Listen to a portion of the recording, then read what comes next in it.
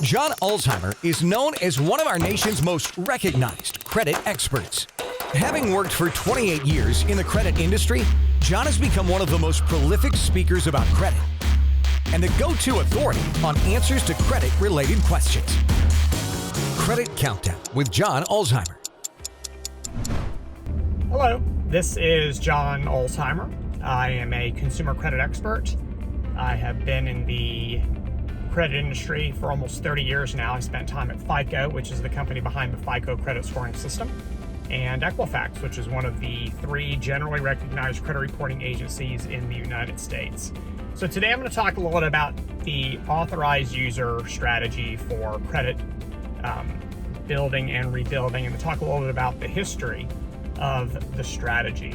So the authorized user strategy is really not a new strategy. In fact, it is decades old. I can speak from personal first-hand experience that it is how I built credit. My father added me to a credit card of his when this is in the 1980s, and when I was a teenager, and that was the first account that I had on my credit report, and I had it there for many years until I actually got out of school and was able to establish credit on my own, and then I didn't need to be an authorized user on his card anymore. And in all honesty, it's been so long since all this occurred that I don't remember if I had my name removed as an authorized user overtly, or if my father removed me as an authorized user, or if he closed the account, but eventually it was deleted off my credit reports.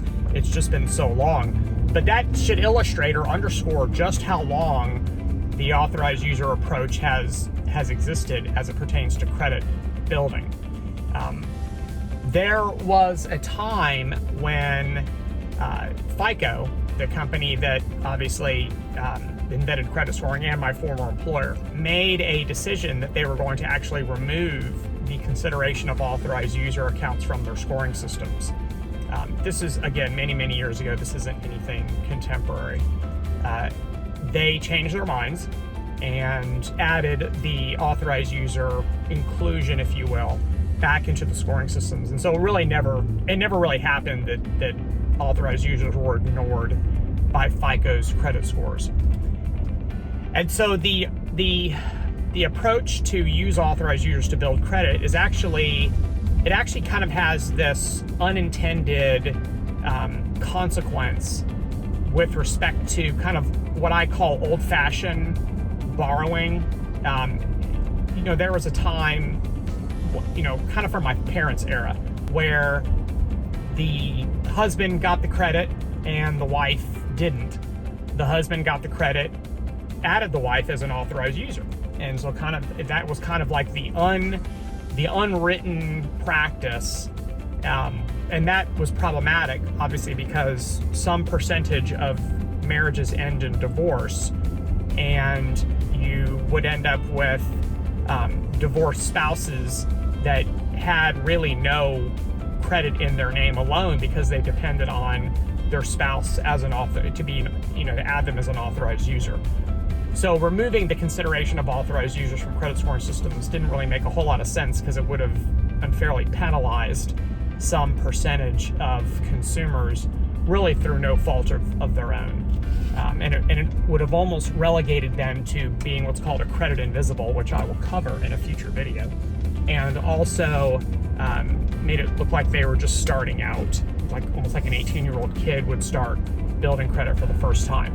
So thankfully that never happened.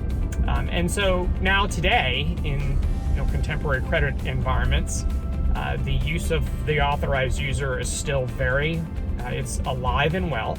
I think that's important because it allows for consumers to have what I call a credit card with training wheels, meaning that they can be added as an authorized user on an account, but not have the liability of the debt. That lies with the primary cardholder, or the cardholder that actually opened the account initially is the one that has the liability for the debt. And if you're not included as a joint cardholder or guarantor, or you've offered some sort of a personal guarantee, for example, on a business credit card, then you don't have any liability for the account. However, if you are associated with it and the authorized user trade line is on your credit report, then you are still getting, it still is being considered in scoring systems, which means that if you have if there's a low balance on the account, it's a well-aged account, and the account has always been paid on time, meaning that there's this positive history associated with the account, then those are all beneficial attributes to credit scoring systems.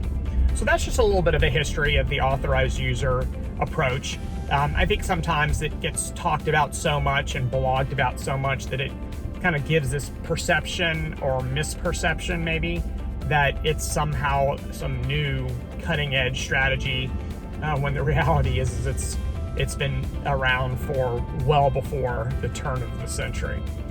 So if you have any questions about the authorized user approach or anything about credit reporting or credit scoring, go ahead and drop them in the comment section below.